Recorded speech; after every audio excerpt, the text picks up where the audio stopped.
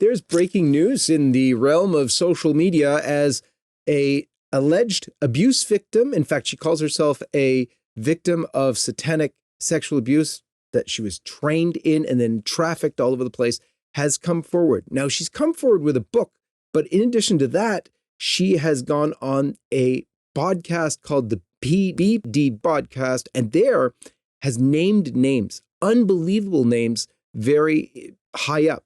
David Rockefeller, former Canadian Prime Minister Pierre Elliott Trudeau, even a Belgian Prime Minister. She names the Rothschilds as well, having both been part of all of this horror. To discuss this with me, I have Liz Yore. She is the head of Yore Children, which is a foundation that deals with abused and trafficked children. She's worked in this area for many, many years. She is a lawyer, and we're very pleased to have with us Liz Yore. Stay tuned for this breaking news segment with Liz Yore. Liz, thank you so much for joining us. We're dealing here with something that is very, very troubling. I understand not only have you seen the broadcast, but you've actually read Anneke Lucas's book. Let me ask you first off, because these claims are wild. They are, first of all, just claiming that you were, trained as a sex abuser, by abusers, and then trained to do this, like almost as a spy or whatever. That's unbelievable enough. But then to say that this was with the highest echelon in politics and in power and in banking, people start to go, oh, come on. You've, though, been involved in this for many years. You've spoken to countless victims. What do you make of this woman's credibility? Does she sound like she's way out there, or this is something more than that? The world is now aware that there's a global elite blackmail pedophile network operating at the highest levels of society, business, government, royalty, celebrity. We have the Jeffrey Epstein case. We have the Weinstein case. We now have the allegations from the P. Diddy case. Interestingly, there have not been additional indictments of the people who've been involved in that. So that needs to happen. But I watched it twice. I watched the podcast on Patrick Bet-David's network, watched Anneke Lucas. I found her to be very credible. Her allegations are startling, shocking, because they're names that are known to the worldwide. But I found, and I also read her book, and I found that with great specificity, with great, tenderness, she really did lay out.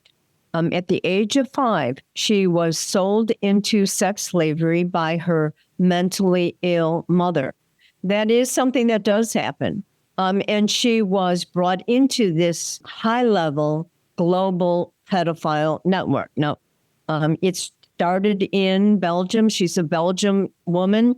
But when she, in this Belgian network, would meet at high-level castles, mansions, property estates, where these prime ministers, ministers of defense, as she calls them, these are people that as a child she didn't know who they were, but she knew that they were powerful people. And they had systematically sexually abused these children. They are frankly, she calls them herself, sadistic, Satanists, murderers. Many of them, have been involved in Freemasonry, she acknowledges.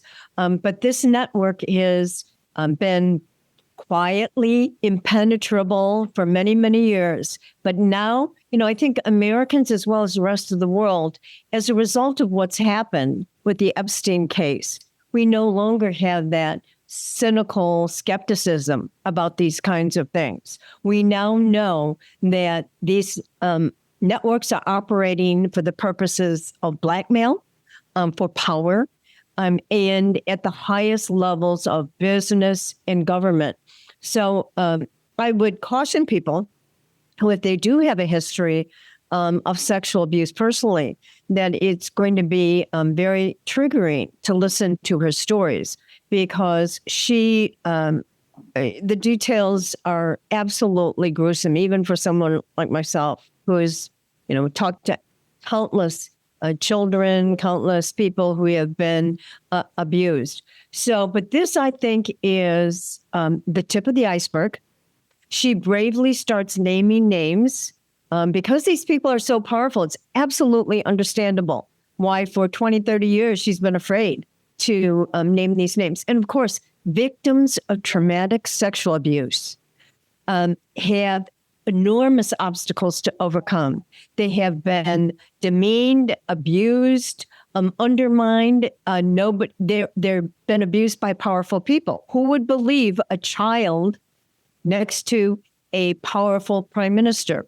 So it takes a lot of work, a lot of therapy. John Henry, I saw this in the clergy abuse scandal. Many children who had been abused by priests, pastors, bishops would say, it's my word against a priest.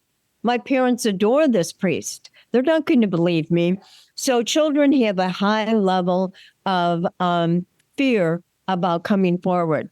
Anneke has really worked hard, both in therapy and in really trying to heal from these terrible, terrible, traumatic events that are absolutely, it's, children being murdered, children hunting parties, satanic rituals. It is mind-blowing. But we know these things happen, and more victims are going to continue to come forward because she, Anneke Lucas, is giving them the courage. Interestingly, I was involved in a pedophile network case in Belgium investigating it, the Dutroux case, which she mentions herself, because one of the defendants in the Dutroux case, this is number of small little young girls being picked up off of the street and being abused by a network. One of the defendants was in Anneke's network, and his name was Jean-Michel Nihoul, and he was a prominent Belgium businessman. When she mentioned Nihoul, who I was very familiar with, I began to realize that these networks are intertwined. There's something unique, I think, but not extraordinary about Belgium that has been really for decades been the heart of these, child trafficking rings throughout Europe and the rest of the world. There's a famous dark comedy movie and it's set in Belgium. It's called In Bruges with Colin Farrell and Brendan Gleeson. It's about two thieves who hide out in Bruges. And one of the lines, a sarcastic line, but it actually rings true. He says, okay, what's Belgium famous for? And the other thief said, chocolates and child abuse. And they only invented the chocolate to get to the kids. Wow. That is a theme that is not only in Anneke's book, which is very, very powerful, but 10 times worse, I will tell you, than the video with Patrick Bet-David. But it's, we need to have these dark groups come forward, and we need them to be exposed, because we know, as as the populists in all these countries, we know that they call all the shots, whether it's climate change, the taxes. We know that this group of elites are trying to not only control our lives and force the direction of the world to meet their powerful ends. So I hope this means that more people will come forward. She's worked with many, many victims that she claims have been victims of David Rockefeller and others that she mentioned. So those people, by the grace of God, if they come forward, like they did in the Epstein case. First of all, it was a 14-year-old girl. More and more girls came forward. So with numbers, we get more and more validity. But I think this is as you call it, a blockbuster breaking story that really requires some great investigative digging. And we need to hold these elites accountable. And that means investigate, indict if necessary, and jail them so that we can end this horrible nightmare for vulnerable children. Let me show everybody this one clip. This is one of the ones where she mentions former Canadian Prime Minister Pierre Elliott Trudeau, and that he was involved in this. Let's just watch. One of the names was another famous politician from the West. Yeah. How did you meet him? He was also there that week. He was also there that week. Yeah, Pierre Trudeau. And what was the interaction with you? Scary. Was his wife also involved or just him? I didn't see his wife, or I don't know. I didn't see anybody else but him. But you vividly remember him. And when did you know it was him later on? Because at the time you're 9, 10 years old. Yeah, again, this came much, much later. I don't remember exactly when I realized that it was him. You don't remember when he came to you later that it was Pierre? No. Justin Trudeau's father, right? That's who you're talking about. Yes.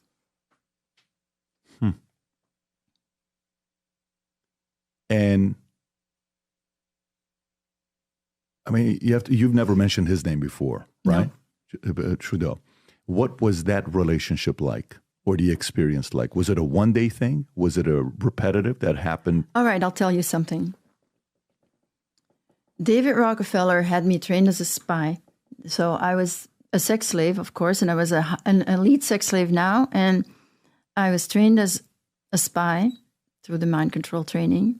And so that week, I was sleeping with men, and then I would go report on their weaknesses or their sexual preferences to David Rockefeller. Why did he need that information? Is that how to blackmail and use it later on in negotiation? For example. Or if he knows what they want, then he can give it to them sexually. So about Trudeau, I said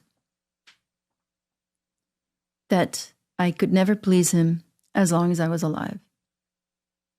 That's how scary that was. You could never please him? If I was alive. One of the things that Anneke mentions is that she's doing this, she says, for David Rockefeller, but it's for a purpose. The purpose is she's trained as this sex slave or whatever, but it's to get information, to get to know their preferences and whatever, but also have the goods on them to go back to report to her handler or whoever it is. And then that gives that handler the power. Now, if it's with all these politicians, these heads of countries who are making decisions, they are totally controlled. And that reminded me almost exactly of this next clip I wanted to play for you. It was Tucker Carlson talking about a modern version of the exact same thing. He said that the porn sites and even he said something of the dating sites are actually run by intel agencies so they can have power over the politicians that are infected. Let's watch that. A long-time intel official told me not that long ago, I guess I should have known this, that the big pornography sites are controlled by the intel agencies. They have access to the data on those sites. And the reason that they do, and I think the dating sites too, and the reason that they do, of course, is blackmail. And once you realize that like the most embarrassing features of your personal life are known by people who want to control you, then you're controlled. And you look at the behavior of some of these people who I know personally, and particularly in the Congress, and you're like, why are you doing that? You don't agree with that. And you're out there doing it anyway. We always imagine that it's just donors. So they're getting paid to do that. I think it's more than donors. I've seen politicians turn down donors before. I've watched it. I don't believe that. I'm not doing that. What we heard from Anneke and what we see today that was exposed just by Tucker, they seem to be parts of the same thing. I mean, this is it's a horrific thing, and that they're abusing children this way. They're doing it not only to get to the politicians, but also to blackmail them. And this seems to have been the case in the past with Rockefellers, but also today it's everywhere. What's your take on that? We know that was the motivation said by many of the victims in the Epstein case, that the ability to blackmail powerful people, when you can blackmail them, you can control them and you can force them into your own New World agenda, your elite agenda. And so that's why, for example, she said that she would report back to David Rockefeller as you said, the various preferences of these prominent people. She was at the Bilderberg 1972, I think, conference in Italy, where all these elites were, where she was being abused by a number of these prominent elites. And then she would report after each event back to Rockefeller.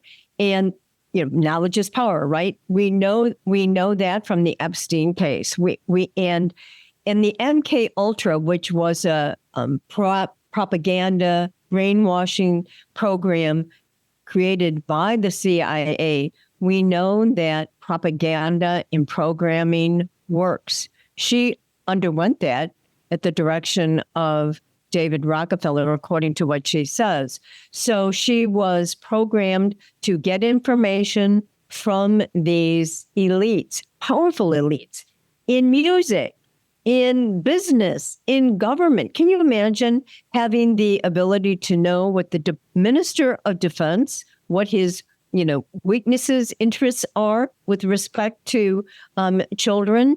Many of these guys, she describes it as torture, what was done to her by prominent people. It's hard for those of us to really imagine that goes on, but I think it is long overdue that we accept the reality of child predation at the hands of the most powerful people in the world. They have the ability to keep it under wraps. They have the ability to destroy lives. It is time that the light of day be shine on these networks. And whether it's in the church, whether it's in business, and whether it's in the elites of Bilderberg or other organizations that meet, this is something that the average victim must find the courage and hopefully the healing to be able to speak out and speak truth to power. So I'm hoping very much that this will really unravel some incredible, horrible things that are going on. Look, John Henry, she talks about, child sacrifice, children being murdered. When I investigated the Dutroux case in Belgium, there were numerous stories of children being murdered by these pedophile networks. They need to keep the victims quiet. But by the grace of God, as Anneke Lucas said, she was able to escape out of the network and heal. The victims of clergy abuse, it takes decades to heal from that abuse. If they're lucky, right? We've seen that how often. Same thing with these groups, they're truly satanic and sadistic and murderous. And people better open their eyes and recognize that we saw what they did in COVID in collaboration with all the international organizations. It's time to push back and expose. And we can only do that with the victims and hopefully law enforcement who knows this. The FBI has all the tapes of Jeffrey Epstein. The FBI has all the tapes of P. Diddy. Those are victims. Those are perpetrators on those tapes. Every single one of them needs to be exposed, prosecuted, and imprisoned. And until that happens, it's going to continue to children are going to continue to be abused. But I would encourage people to watch that video. It's a powerful, powerful video. Judge for yourself. Her credibility, I found her to be very credible. So many interesting aspects to this, including the over 300,000 missing children in the United States as of 2022. In addition to that, it'd be so interesting if this is true about Pierre Elliott Trudeau, because he was the one who legalized homosexuality, sodomy in Canada. He legalized divorce. He legalized contraception. And then he came in to legalizing abortion, early abortion, of course, as well. So you had the whole gamut done by this one man early on when it wasn't cool. And yet why? And was he controlled? All questions that, could see some answers should this turn out to be in case, in fact, what did happen. Liz, I want to thank you so much for joining us and for staying on this and other cases like it, even though it's so difficult. Someone needs to do the hard work, and you've been doing it for years and years. God bless you. Thank you, John Henry. Thank you. And God bless all of you. We'll see you next time. Hi, everyone. This is John Henry Weston for LifeSite News. We hope you found this video insightful. For more content like this, be sure to check out the links in the description below. You can also follow us on social media to stay updated on the latest news concerning life, faith, family, and freedom. Thanks for watching, and may God bless you.